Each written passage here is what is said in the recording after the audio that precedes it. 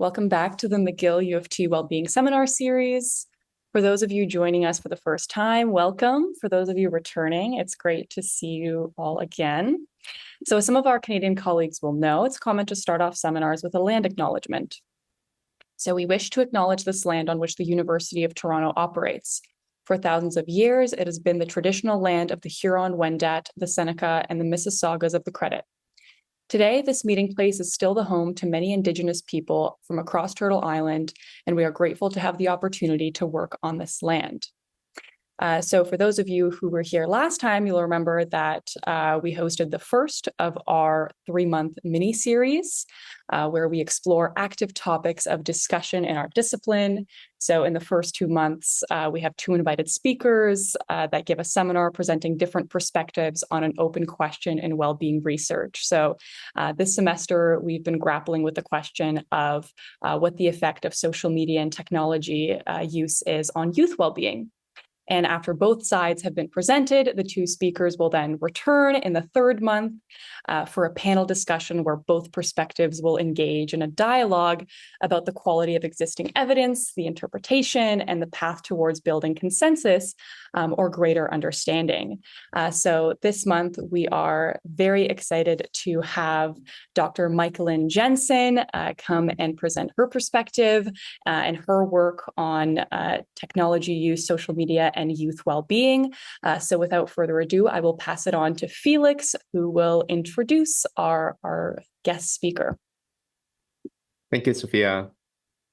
Dr. Michaeline Jensen is an associate professor of clinical psychology at the University of North Carolina at Greensboro. She completed her PhD training at Arizona State University and a postdoctoral fellowship at UNC Chapel Hill. Her research focuses on the developmental psychopathology of youth internalizing, externalizing, and substance use problem, with an emphasis on understanding how adolescent and young adults navigate these periods within social, cultural, and technological environment. She uses novel methodology as well as data from mobile phones to study the role of technology in the mental health and well-being among youth. Please join me in welcoming, again, Dr. Michaeline Jensen. Thanks for having me. I'm happy to be here. Shall I share my slides now? Probably is a good place to start. It is really a joy to be invited to speak with you all here in this really kind of innovative format where you're getting to hear from scholars from multiple disciplines and with multiple approaches to intersecting questions about youth well-being. So today I'll be talking to you about some bigger picture questions in this field, and then also drilling down into some of how some of my work can be used to address some of those questions that we have in developmental science. So in terms of what I'm going to try and cover today, I'm going to spend just a little bit of time giving us a little bit of the lay of the land of the types of demographic trends and just kind of questions and narratives that are driving the discourse within the domain of young people's mental health and well-being and technology engagement. I'm going to spend some time summarizing kind of the state of the evidence empirically in this space, both overall, not work that I've necessarily been involved in, but then also the work that I've done to contribute to that evidence base.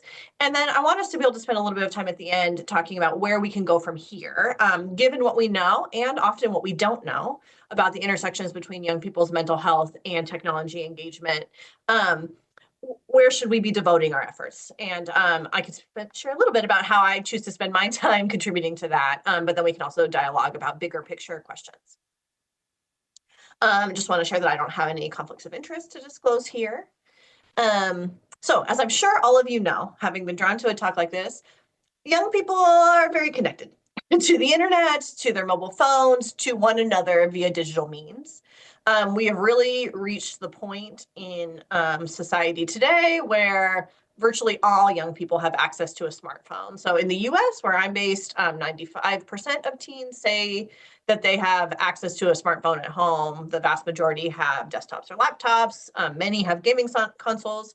And we actually don't see particularly stark digital divides in terms of access to these things. This is across socioeconomic status, race, ethnicity, other dimensions of power and privilege and difference. We see ubiquitous digital connection in the US, in Canada, in other industrialized nations, but also around the globe today. We're seeing increasing access to digital technologies. How young people spend their time online is variable and does shift over time, but we know that they're on there a lot. So currently, these numbers I think are from last year from Pew, so they're fairly new. About half of the teens in the US said that they are online almost constantly. And that's up from 24% when they first were asking these questions in 2014, 2015. So young people are online a lot, and that has increased over historical time. And they're on a variety of platforms. So, and this again it moves around. It's a moving target. Right now, virtually all teens are into YouTube, at least somewhat. TikTok is popular, Instagram, Snapchat, less so Facebook, but they're in a lot of different types of online spaces.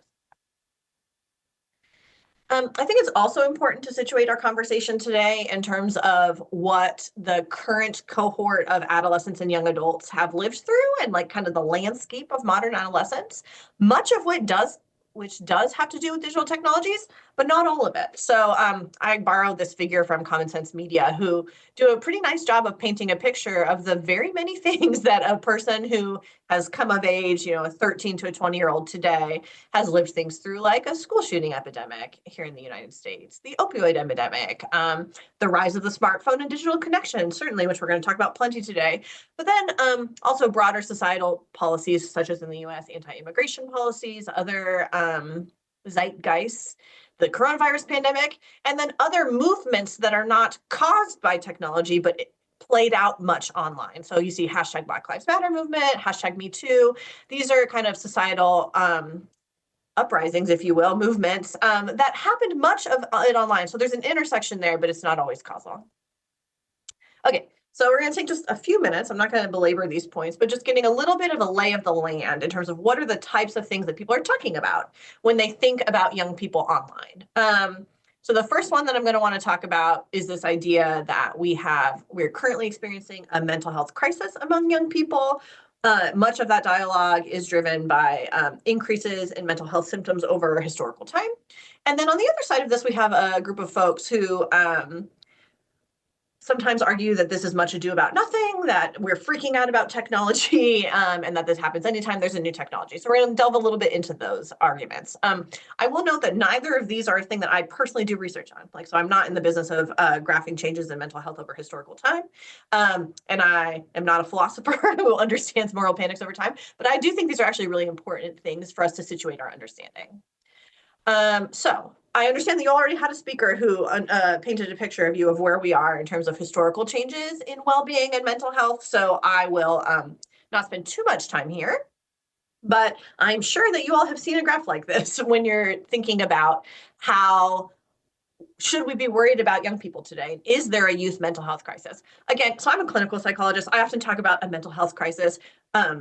I think we could as easily frame this as a well-being crisis, although there are sometimes interesting diagnostic or domain-specific considerations, which we'll delve into later. But basically, these pictures often tell a tale of declining well-being, increasing distress, worse mental health among young people, whether that be adolescents or emerging adults, over the course of the past many decades.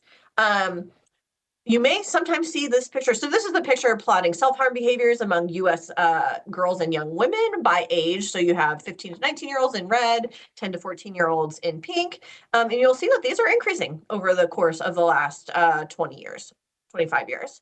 You will sometimes see a line drawn in 2007 or 2011 to mark kind of the rise of the smartphone sometimes, or really ubiquitous engagement with social media. And this is sometimes used as like a spark for concern. The idea that the fact that these lines precipitously increase around the time that young people are spending a lot of time online is seen as cause for concern. Some people actually debate whether or not that this is an accurate depiction of these trends over time. The main talking points there tend to be around just the way that we measure mental health and well-being has shifted over time. So I'm in the mental health space, so our diagnostic and statistical manual is not the same now as it was 20 or 30 or 40 or 50 years ago. And indeed, the ways that we diagnose things like depression and anxiety has changed. So that's one of the talking points here. And then we also talk a lot about reduced stigma in terms of young people's increased willingness to disclose mental health difficulties, that kind of threshold for being willing to check a box on a survey, perhaps contributing to this. I don't want to necessarily spend our time debating those points here, because for me, as a clinical psychologist, and this is putting it too harshly, I don't know that I care if this has decreased that precipitously over time. What I care about is that young people today are really struggling, and that young people who are in their adolescence or emerging adulthood today are experiencing a lot of depression, a lot of anxiety. They are engaging in suicidal ideation and suicidal behavior. And that to me merits our attention. I think the historical piece is useful context, but to me, that doesn't mean that we shouldn't be worried about today's teens if we get too caught up in the nitty-gritty of those historical trends. What I do care about is the causal inference piece of this. I do not think that just because two lines rise together that we can infer causality from that, or at least not that alone. It can be a place where we can start a conversation and then start some really rigorous empirical investigation to understand mechanisms and processes and causes. But just because this line increases starting around the time that smartphones and social media came online, to me doesn't mean that that's causal. Okay, so let's talk about the other side of this discussion, which is the kind of moral panic narrative here. So it is true that social media and smartphones are not the first thing that parents and the media have freaked out about. And it is true that parents and the public and even teens themselves are concerned about the ways in which smartphones and social media engagement might be harming their mental health. I think there is some utility in understanding the history around kind of moral panics in the public discourse. We saw moral panics and kind of media attention to past media things like the novel, like video games, like comic books. This one headline here talks about earphones and Walkmans and how they would plunge young people into isolation. So we do see that this is not the first time that society has gotten worked up about a new thing. And there is a generational piece in this, that it's often older generations who were not raised with these new forms of media, criticizing the new thing that the youth are into of the time. Amy Orban at Cambridge has done a lovely job of articulating and kind of reviewing the history of this in an article that she kind of lays out the ways in which technology panics kind of rise and fall over the course of history. And she details the ways in which any new technology is somewhat anxiety provoking. It's disrupting. That's in some ways the point, right? It's meant to be new. Those are often young people are the earliest and most enthusiastic adopters of any new technology. And sometimes that causes panic. That panic often begins in the family or with parents, but it's very quickly adopted in the political discourse and broader media sources. And then much of what she calls political outsourcing is, rabble rousers roused around the discourse. And then they ask scientists to find answers, which actually is a lovely place where we can help contribute to finding data and evidence. But in this cycle that she proposes, it's outsourced to science, and scientists indeed start doing some work about okay, how can we design technologies that do better and like this and that? But then and there is some wheel reinvention, but then there's not really a ton of new progress. There's a new technology, a new panic, and people move on. And we've seen this over the course of time. I think the most recent example that most of us probably lived through was the panic around video games. I was a young person when people were really freaked out that video games were going to ruin all of our lives. And then that's been replaced somewhat with social media. I suspect we're going to stop worrying about social media pretty soon and be real freaked out about AI. So there's always a new thing. That's not to make light, though, I think, of the real question. So this is kind of the other side of this discourse. And I actually think both of these are valid and can help contribute to our understanding. Okay, so this brings me more to my wheelhouse, which is, what is the state of the current evidence around young people and their technology engagement and mental health? You might note that I use the word technology engagement rather than social media. I think social media is a big piece of this, but I don't actually think it's the only piece of this. And the questions people have asked have changed over time. And I think it helps us to be really specific in the questions we're asking around how young people are engaging with technology.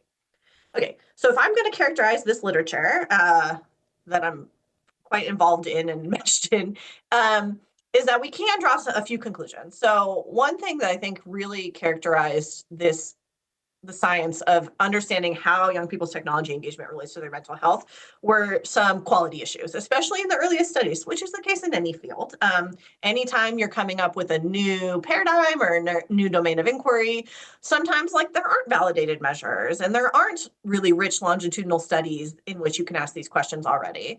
So the early research in particular, but I would say this is still accurate to date, we see a lot of focus on measures that are what I would describe as overly crude. So things like screen time as an overarching construct that is usually self-reported by the adolescent themselves, and mostly a real preponderance of cross-sectional designs in this domain. That's problematic because for a whole host of reasons. Screen time, I think, and we'll get into this a little bit more when we get to my heterogeneity talking point down here, is that screen time is not one thing. Young people do lots of different stuff on their screens, and those can really have differential impacts on their well-being and their mental health. Young people, and actually all of us, are also horrible reporters of how much time we spend on our screens. The correlation, I think, between objectively measured screen time and self-reported is something like 0.2 or 0.3, maybe 0.4 if you get lucky, which honestly in psychology is not that bad, but it is not the gold standard for understanding actual time spent on technology. And then I think perhaps the most problematic thing about this literature thus far has been that it's largely cross-sectional. And so when we see correlations between things like screen time and more depression or more anxiety or less well-being or happiness, we cannot know whether or not the time spent on the screen caused worse well-being or more depression or more anxiety, or whether young people who are struggling with their mental health are driven online for a whole variety of reasons and might spend more time online. And indeed, this bidirectionality is, I think, quite important and was largely overlooked in much of the studies to date. But I will say overall, even with those caveats in mind, the overall links do tend to be small when we think about meta-analysis and review, and quite mixed. So some studies, in some samples, in some populations, we see that there are associations wherein more technology engagement is associated with worse mental health or worse well-being, less well-being. Some studies in which more time spent on technology is actually associated with better mental health or better well-being, and a ton of null findings. And so it's hard to make or to know what to make of that. And then these two right points here, we're going to go into a little bit more with some of my work. I think that we increasingly need to be thinking about the level of our analysis. So thinking about nomothetic versus idiographic approaches, like what is the time scale on which we would expect these associations to play out? And asking questions, both comparing some adolescents to one another, but then also comparing an adolescent to themselves over the course of time or across development. And then finally, I think we have a more recent movement, which I applaud in this literature, towards understanding the different features online, and like even the same social media platform can be used in really different ways by an adolescent. And those different features and affordances can present different risks and benefits.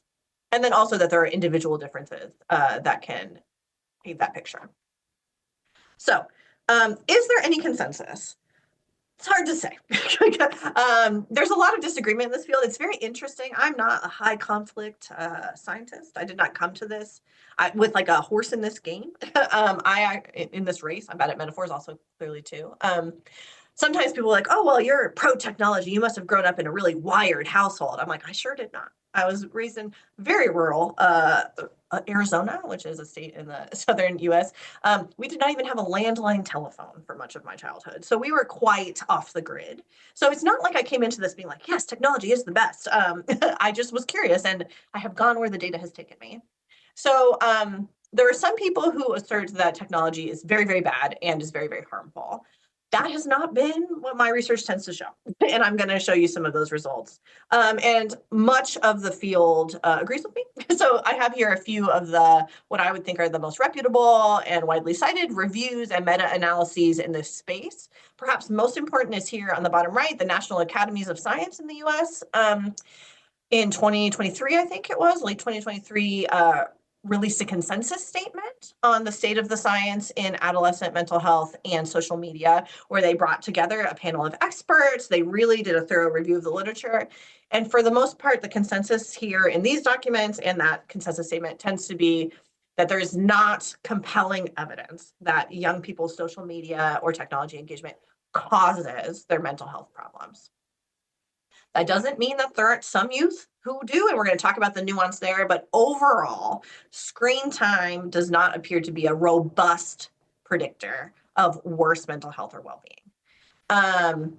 And this is across, so this Hancock paper was a meta-analysis. Patty Valkenburg, who's been doing this science, she's a communication scientist out of the Netherlands, has been studying media effects since way before social media. And she tends to conclude that there are not robust differences here. And then this one on the bottom was my own and my colleague Candace Hodger's review. So I want to show a little bit about like some of my own work that has tended to show this. The spoiler here is that this is a null effects paper. I always joke with students who come into my lab and I'll say, if you're excited to be uncovering a new novel finding, you're in the wrong lab because I never find anything. Nothing is ever significant in any test I ever do. So luckily I'm in a space where the null finding is interesting to people and I can still come give talks to you kind of people. So this is a study that we did spanning from 2015 to 2017. So it's getting a little old now, which is also important.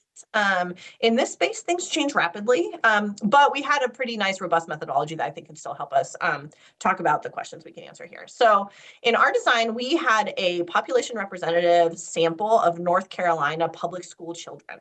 So we worked with the North Carolina Department of Public Instruction to recruit from their rosters of public school children, which is a lovely way to do it because we could stratify our sample and get representation across socioeconomic disadvantage and poverty, race, ethnicity, rural and urban, which is a part of this question here in terms of things like internet access and just kind of the culture around digital technologies. So we sampled 2,104 early adolescents in 2015. And then we followed up a subsample of 388 of them in 2016, 2017 for a more intensive ecological momentary assessment. So how we structured that was that we had these 388 teens. They each had a smartphone, either their own or one that we gave to them, because not all teens had their own smartphone. Or often what we found is that their parents did not want them using their smartphone for this purpose. So they just were like, you can only use it certain hours of the day. And if you got to be able to answer it at different times of the day, we're not into it. So we lent out some smartphones. And we pinged the young people 3 times a day with ecological momentary assessments around things like their mental health symptoms, how much time they had spent online in the last little bit. Something that I was really interested in was how they were using technology. So were they talking to their parent via technology is something that I'm very interested in terms of supportiveness. And the nice thing about this is that it enables us to understand both associations over time. So we can look at from cross-sectionally in this 2015 larger sample, but then also over time for our 388 adolescents who repeated assessments from 2015 to 2016, 2017, and then also a really rich within person daily analysis of how their mental health symptoms and self-reported technology engagement clustered together. So the take home here is that we found very little evidence of robust longitudinal or daily linkages between young people's self-reported technology engagement and their mental health symptoms. The approach I took here was a comprehensive one, is perhaps a nice way of saying it. This paper was overwhelming in the sense that we looked at multiple indicators of types of technology engagement. We looked at multiple indicators of types of mental health difficulties. And we tried to ask this question basically any way you could ask it to uncover, like, if there's something there to understand, how would we understand it?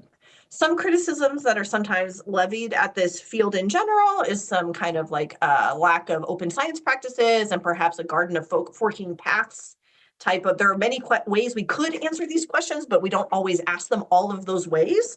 So the approach we took, some people's solution to that is pre-registration, which I think is an excellent and robust solution. The approach we took here was not pre-registration, but rather we reported all the many ways we ran it to help understand if it's there to uncover where.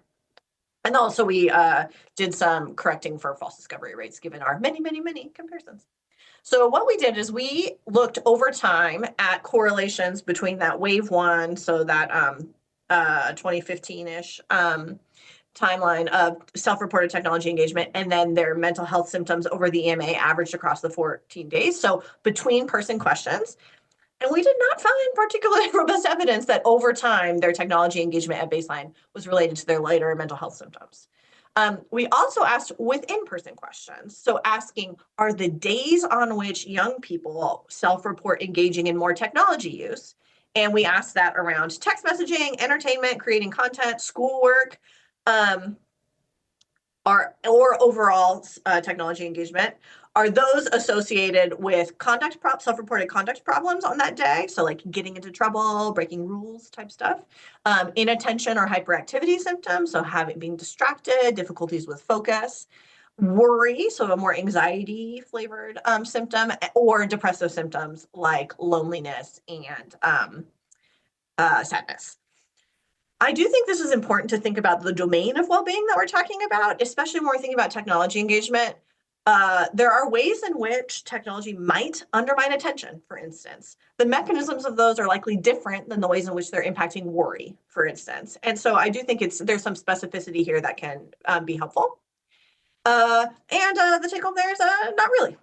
We did not find particularly robust evidence that the days on which they use technology for any of these different reasons was reported with their self-reported mental health symptoms.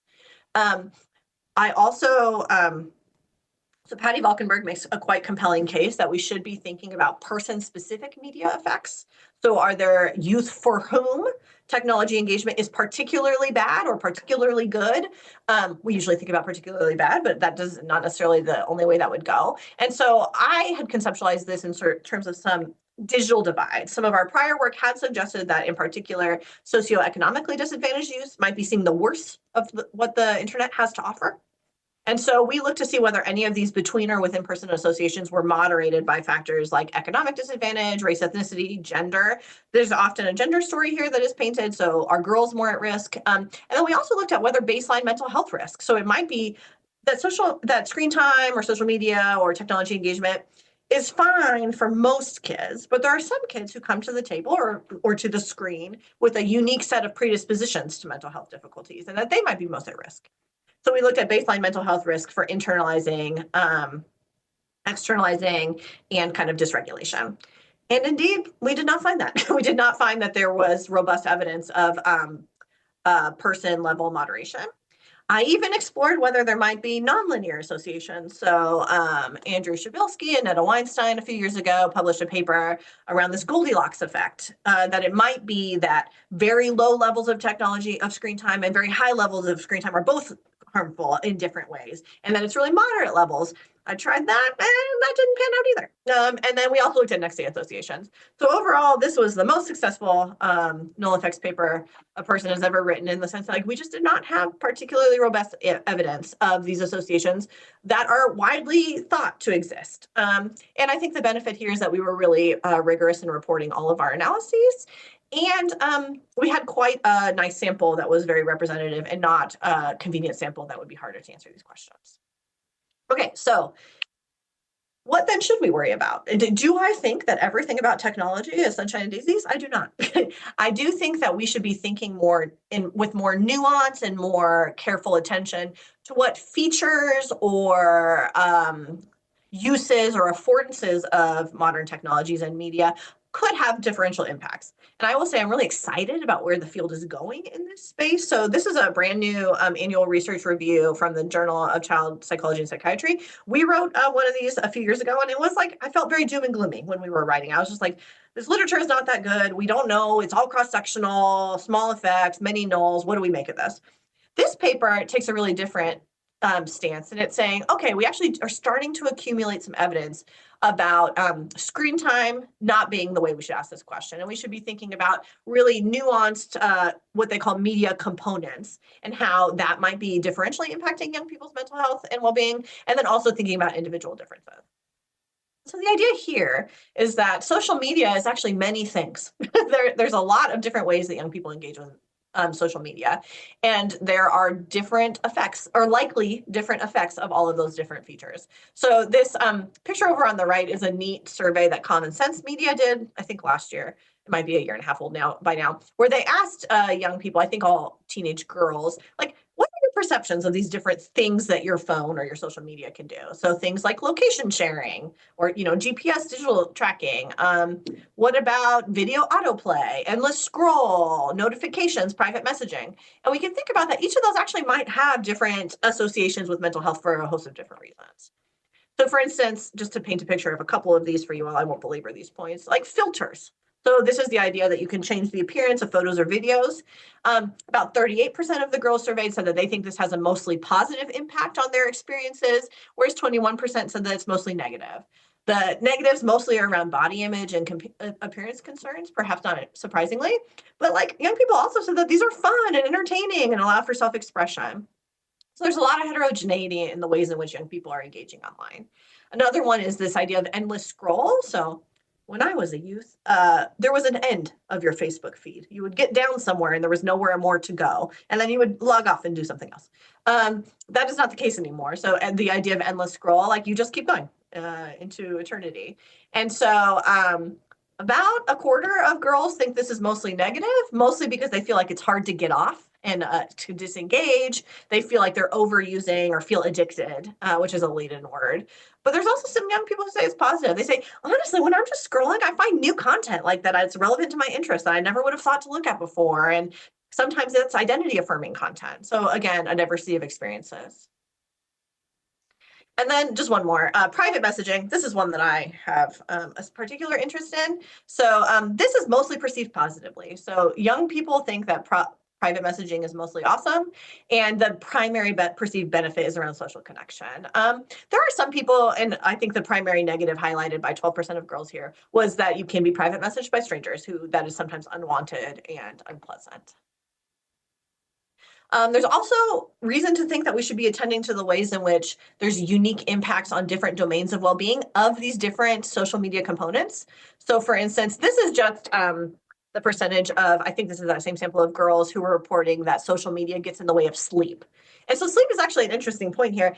There's a very clear link. This is one of the only places where we have a pretty robust evidence that social media can be bad for sleep, especially if you're using it at nighttime. And there might be ways in which TikTok in particular, and again, that endless scroll might be interfering with sleep when you have a hard time disengaging. And then finally, we have recent evidence and more attention to the fact that different teens might see different impacts. So again, this is that differential susceptibility to media, which would be Patty Valkenburg's kind of theoretical model, or a person-specific media effects model. The idea that young people are differentially susceptible to different affordances of social media. So here, this Common Sense survey was highlighting that youth with pre-existing depressive symptoms reported that they were overly focused on metrics like likes and views and followers, and that there might be something about that internalizing symptoms that makes you more susceptible to those positive social feedbacks, which perhaps should be surprising to us, right? So young people who are depressed often are having a hard time engaging socially in their online lives. They're anhedonic. They're having a hard time kind of doing the things that previously brought them pleasure. And so they might be more prone to focus on these social metrics online where they are engaging socially in a different way. And then they also saw some evidence that young people who are socially vulnerable, whether this be social skills deficits or isolation, loneliness type things, that they might also be uniquely vulnerable to these metrics, likes, views, followers types of affordances.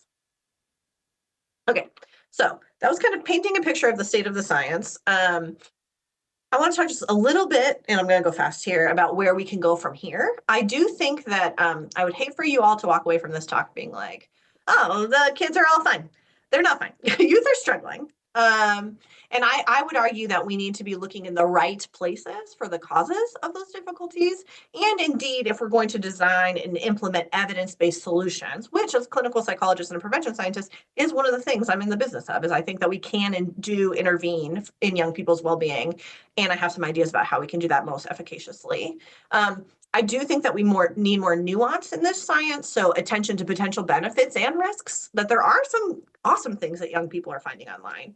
We find that youth who are marginalized in their offline lives report significant affirming experiences online, finding community, finding health resources. But they also confront risks there, like discrimination, and that we need to understand that nuance, and that those are not, there's not, as the Mayhew paper said, this is not a monolith. And then what I think we really need is a mechanistic, developmentally informed science. So we should be thinking about the importance of social media and technology engagement in adolescence and emerging adulthood. And I do think there's some overlap on mechanisms there, but there also might be some unique mechanisms that are specific to those developmental stages and the tasks of those developmental stages, like autonomy, maintaining relatedness with family is the one that I'm most interested in, peer relationships. This is really a key corridor for what social media has to offer. I think we're at a cool point in time where we actually have some methods that could help us ask these questions in a rigorous way. So we are now able to move beyond self-report of things like screen time, and we can passively sense what people are actually doing on their phones, observational methods, mixed methods. We need some experiments here. We have a few, but not many. So I think we have dynamic structural equation modeling. I put that on there because that's the thing I've been messing around with lately in our same North Carolina sample is, can I understand this better with kind of new methods that are becoming more accessible? And then finally, this is an ever evolving field. So the thing of today will be gone tomorrow. So now we need to be worried about artificial intelligence. And that can actually be really cool for things like just-in-time interventions for mental health. Chatbots, chat AI, like where are we going here? There's lots of questions left. Yeah. Okay, and I'm gonna spend like 2 minutes telling you all about where I spend my time. So when I'm thinking about how can we intervene with young people, my favorite place to intervene as an adolescent psychologist is in the family. So some of our best evidence-based mental health interventions for young people are family focused. And I actually think there's a lot of really interesting intersections between the family and digital technologies that might be the place where we can get the most bang for our buck in terms of intervention. So I've done quite a bit of work kind of in this family's online space, thinking about technology as the target of parenting. So how are parents parenting around technology? They often call this parental mediation. So are they setting rules? Are they setting restrictions? Are they talking about the content of engagement, discourse around online activities, and what's most effective there? I've done quite a bit of work around like technology as a tool for doing parenting. So can you use technology as a tool, as a medium for support? So like texting your kid a supportive message, or them reaching out for support when they experience bullying or discrimination at their work or at school. Can you use technology as a reinforcer? Many parents give screen time as a reward for younger adolescents in particular doing the thing they're supposed to do, like chores. Is it a trap? So does it get in the way of parent-child interaction? So through, say, distraction, technoference is often what this is called. Does it cause conflict? Does it displace otherwise very valuable family interactions? And really overarching, I'm always curious, like, is anything of this transformative, or is it the same stuff we've always known about families, but now just in a new digital microsystem? So much of this work that I've done has been in a sample of over 500,000 parent young adult text messages, where we collected all of the text messages that these young people exchanged over a 2-week period. And then me and a little army of undergrad coders coded all of them for traditional features of parent-child interactions. So things like solicitations, disclosures, advice seeking, warmth, etc. We were able from that to kind of extract parenting styles, digital parenting styles, for lack of a better term, and understand, okay, so how are young people and their parents communicating online? Like, is that perceived as intrusive? Is that perceived as supportive? And we're not gonna have time to talk about this in detail, but I'm happy to answer questions after. We had thought maybe there would be like a mismatched profile where the parents are texting all the time and the young people are like, nah, get out of my business. That was not the case. It was mostly reciprocal, and it was mostly not perceived as particularly intrusive. We've also done some work on more racially salient experiences with parent-child, parent-emerging adult text message interactions. So this was a qualitative study looking at the actual conversations that adults and parents and their young adult children were having about discrimination, about race, about customs, and it was not super common, but it did seem particularly salient as a way that young people stay connected to their parents at the transition to college in particular. And then we also, just one more example of this, have been thinking about digital location tracking. So like many parents GPS track their children via their devices or AirTags, but usually just on their smartphone. And so we've been doing some work on that in a college student sample where about a third of college students are currently, their parents have access to their digital location all the time. And just thinking about what the motivations for that are, usually around safety is the main motivation. It is correlated with perceived inhibition of autonomy or less support of autonomy, but honestly that correlation is pretty modest, and it's mostly dyadic. So interestingly, most of our emerging adults also have access to their parents' location, which is fascinating. And so just doing some exploration there, again, digging a little deeper in how young people are using digital technologies. So I think overall, what I strive to do, and I think that our field is moving towards, is a better developmental science of youth flourishing in the digital age. So we could think about positive experiences online. I think that overall we can be moving towards like more observation of experiences, thinking about content, not quantity, more nuance. I'm particularly interested in kind of some digital success experiences for marginalized youth, the way in which social media can be a positive resource. And overall, we really need to be thinking about this in an ever-changing landscape. So both over developmental time, so I have this picture here. This is a grant that hopefully got reviewed yesterday, and at the NIH. Thinking about how these processes like technology engagement, self-regulation, sleep, mental health evolve over the course of early to mid-adolescence, but then also within person questions across days and minutes, and that these are different levels of analysis. Okay, I know I had to talk fast to get through that. I overshot by a couple minutes, but we're mostly in good shape here. So thank you all for listening, and to my collaborators and funders in this endeavor.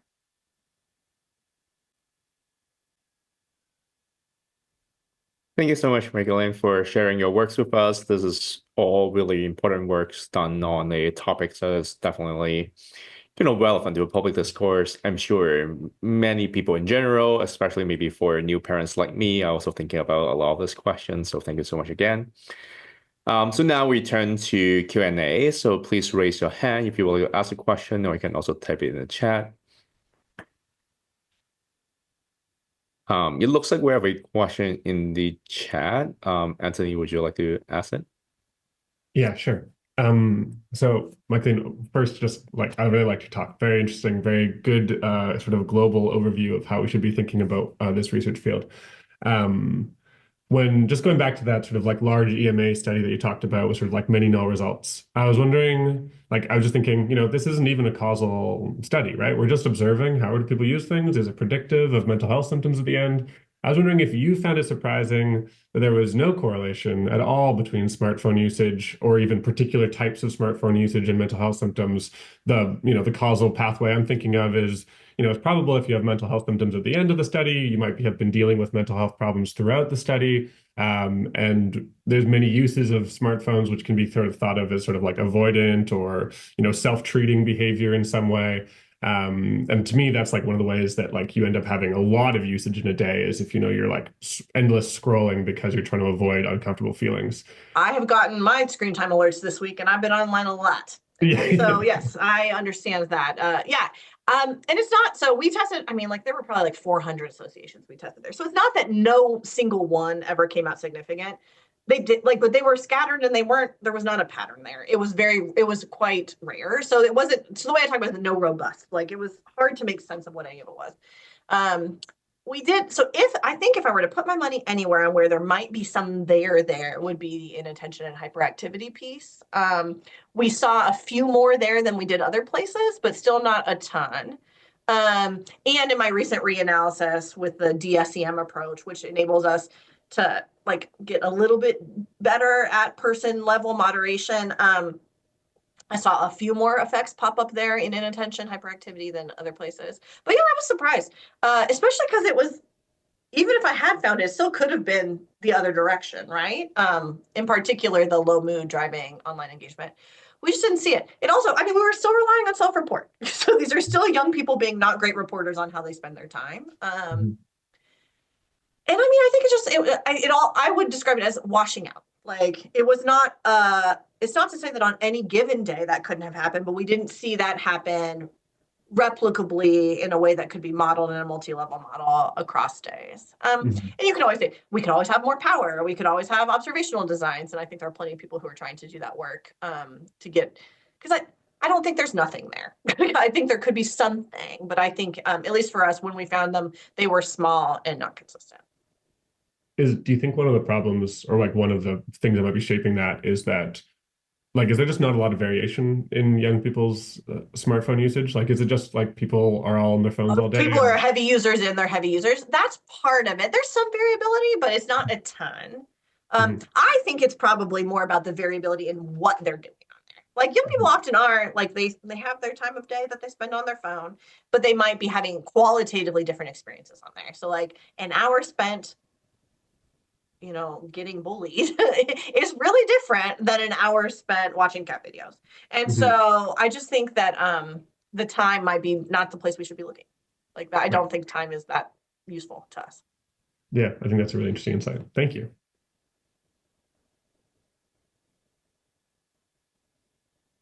Again, if you have any questions, please feel free to raise your hand. I'll type it in the chat.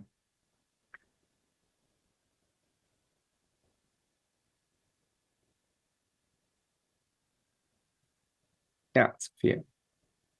Yeah, thank you so much, Michaeline. That was a fantastic presentation. My question was related to what you said about, you know, how we can maybe deepen our understanding of what's going on when it comes to the link between social media and youth well-being if we focus on some like identity markers of the youth, right? So, but it seemed like you checked, you know, gender differences, you checked I sliced that thing any way it could be sliced, because I wanted to, if it was there to find it, I wanted us to know, and I just did not find it. Yeah, so Patty Valkenburg says that was not the best way to ask it. She says you have to do like a more idiographic approach. So actually that's this, when I've rerun it recently, in this DSEM approach, like, we find a little bit more, but it's still not super robust. So yeah, I did not actually have strong evidence for even a person-specific media effects model when we're looking at time, self-reported time. I do think there could be, when we're thinking about the qualitative experiences young people are having online, I do think those could matter more. So for instance, take a young person who spends an hour, you know, engaging in self-comparison with, you know, Instagram influencers, body stuff on Instagram. That actually even could be really different for a young person who comes to the table with pre-existing kind of body image concerns, a history of an eating disorder. That, I think, like, so we could think about like differential susceptibility in that way. But again, it's not the time spent, it's how did you spend that hour, or 5 hours as the case may be. But yeah, no, we actually, we did not have particularly strong evidence of person-specific effects. Interesting. Thank you. Yeah, Chris. Hi there.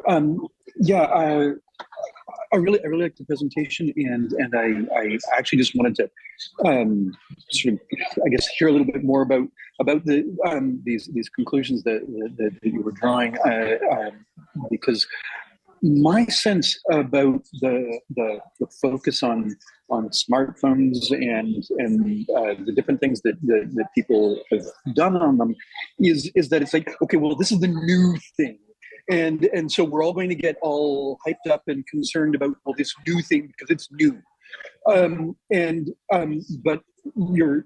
I think your point around the content is really the crucial one, because it's like, you know, bullying is bad if it's offline, and bullying is bad if it's online, and it doesn't really matter where the bullying. Yeah, I don't really care where you get bullied. I'd like to prevent the issue. Yeah. Yeah, and so I have this feeling that like the smartphone and social media, all of that is just completely sort of missing the point. That's the noise, and it's the signal is what are you actually doing?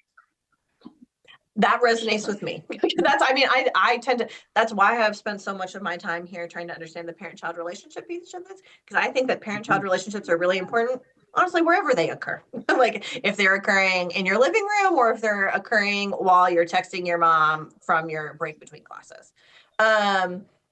I do think some would argue that there are things about social media that are transformative, that actually move beyond our understanding of what we think of as basic, really well substantiated. We know that bullying is bad.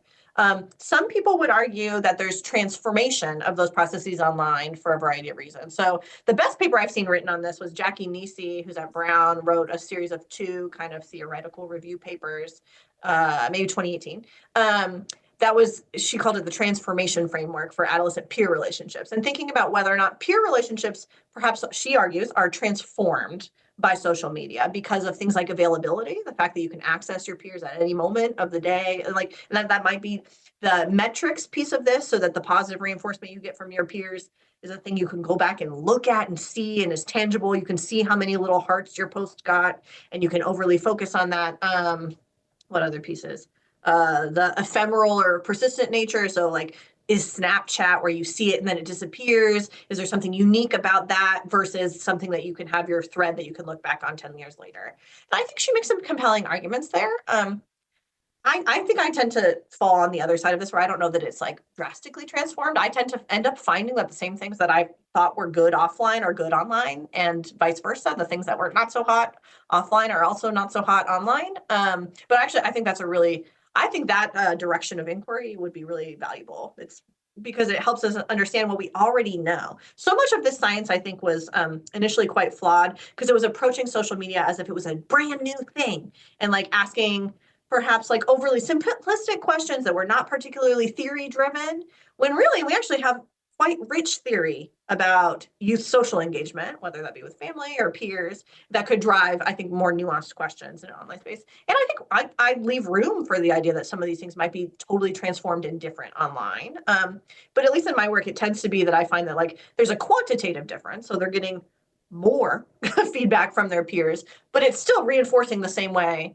I have one of my graduate students, he's doing his dissertation on deviancy training processes, like online versus offline, and this idea, and he's like, it seems like we're going to see, it's empirical test, but like it's mostly that you're getting reinforcement still from your peers, and like, is that transformed? I think is it different because it's more online, or is it just more?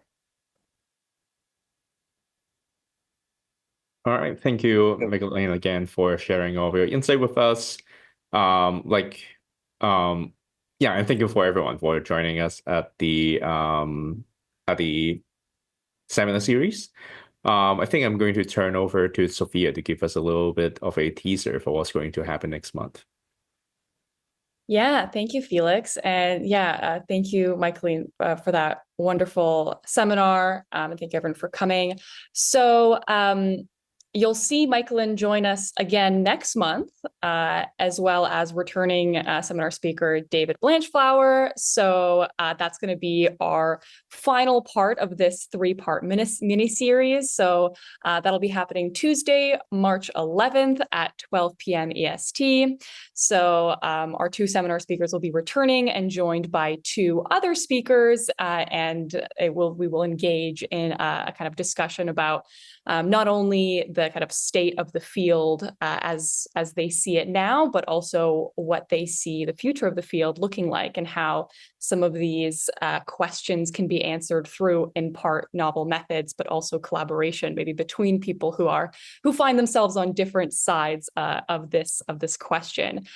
So I do want to mention that you can participate by not only attending, but also by submitting questions for the panel next month. So if you look in the chat, you'll see there's a form there. You can just leave your questions for the panelists there, and we'll take them into consideration when we are convening on the questions that we'll be talking about next month. And lastly, yeah, we encourage you to share the seminar with your colleagues who are interested in well-being research. And we look forward to seeing you all next month. We will send out a reminder about the seminar panel that I guess 1 week ahead of March 11th and then day of. And yeah, thank you all for coming, and I hope you had a wonderful time. Thank you so much, Michaeline, and we'll see you all next month.